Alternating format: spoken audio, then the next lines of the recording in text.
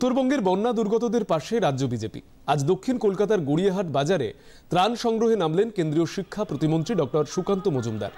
রাজ্য সরকারের বিরুদ্ধে অভিযোগ এনে তিনি বলেন, বন্যা দুর্গত মানুষজনকে সাহায্যের পরিবর্তে টাকা নয়ছয় করছে রাজ্য সরকার।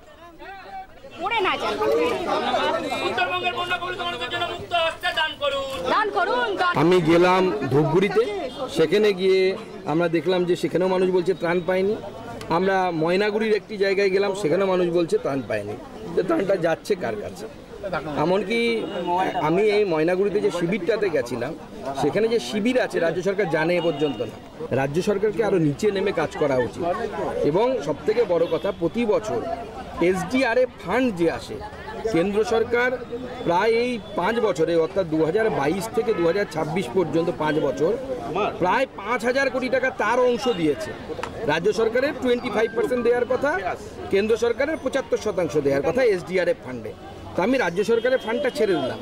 কেন্দ্র যে 5,000 কোটি টাকা পাঠিয়েছে প্রায়, সেই 5,000 কোটি টাকাটা কোথায় খরচ হলো এই 5 বছরে, সেটা তো রাজ্যবাসীকে জানানো দরকার।